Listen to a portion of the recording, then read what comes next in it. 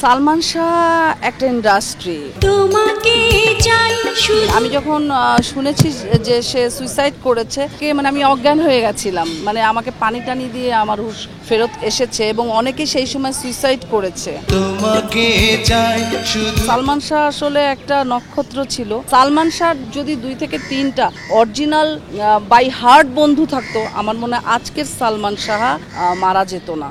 সালমান শাহকে বোঝার মতো কেউ ছিল না।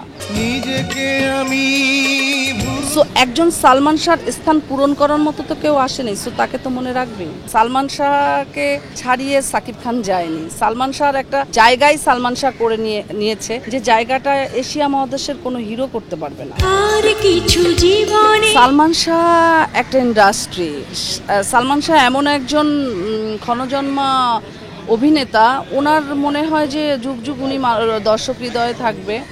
তো আমিও খুব ছোট ছিলাম যখন সে মারা গেছে। আমার একটা স্মৃতিচারণ আমি যদি করতে হয়, আমি একটা স্মৃতিচারণ করতে চাই। সালমান শাহ আমার অত্যন্ত প্রিয় একজন অভিনেতা ছিল, শিল্পী ছিল। কি বলবো যে তার মৃত্যুতে আমিও ভেঙে পড়েছিলাম। আমি স্মৃতিচারণ করতে চাই সালমান শাহকে নিয়ে। আমি তখন খুবই ছোট, স্কুলে পড়ি। তো আমি যখন শুনেছি যে সে সুইসাইড করেছে, তখন আমি স্কুলে ছিলাম। আমার মনে আছে একটা মাঠ ছিল, ওটার মধ্যে আমি আমি অজ্ঞান হয়ে গেছিলাম, মানে আমাকে পানি টানি দিয়ে আমার হুঁশ ফেরত এসেছে এবং অনেকে সেই সময় সুইসাইড করেছে।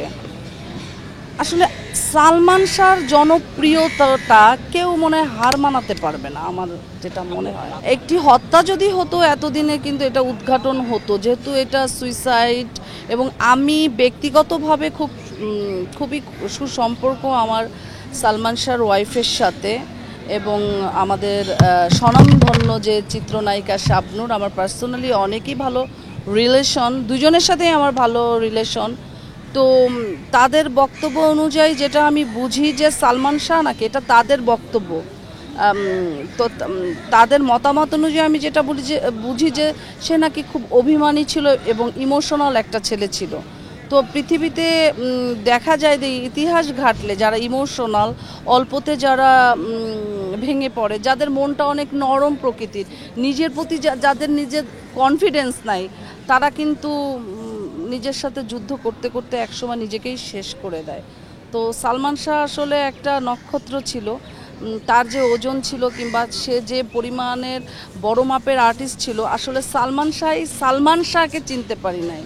যেমন আমিও বলবো যে আমি আমাকে চিনতে পারি নাই। যখন আমি এখন মুভিগুলি দেখি, তখন আমার মনে হয় যে আমি এত কিউট একটা মেয়ে ছিলাম, এত সুন্দর একটা মেয়ে ছিলাম, এত প্রেজেন্টেবল, কিন্তু আমি যদি হয়তোবা আমাকে তখন চিনতে পারতাম, হয়তোবা আমার আরও অনেক ছবি থাকতো। ঠিক তেমনি আমি সালমান শাহর বেলায়ও বলবো, সালমান শাহর ব্যাড লাক যে তার পাশে যারা ছিল, যারা তার পাশে যে তার ওয়াইফ ছিল কিংবা তার বন্ধুরা ছিল, তারা তাকে চাপই দিয়েছে, মেন্টালি চাপ দিয়েছে, হয়তোবা আরও আদার্স, কিন্তু তার বন্ধু কেউ ছিল না। সালমান শাহ যদি 2 থেকে 3টা অরিজিনাল বাই হার্ট বন্ধু থাকতো, আমার মনে হয় আজকের সালমান শাহ মারা যেত না।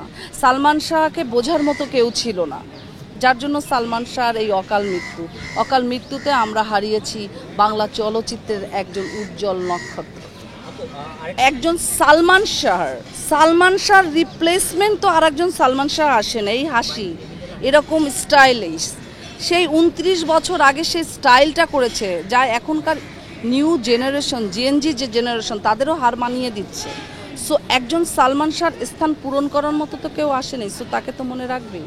আমি এটাতে একমত না। সালমান শাহকে ছাড়িয়ে সাকিব খান যায়নি। সালমান শাহর একটা জায়গায় সালমান শাহ করে নিয়েছে, যে জায়গাটা এশিয়া মহাদেশের কোনো হিরো করতে পারবে না। বাংলা ভাষাভাষী যে হিরোগুলি আছে, সেটা তাকে ওভারটেক কেউ করতে পারবে না।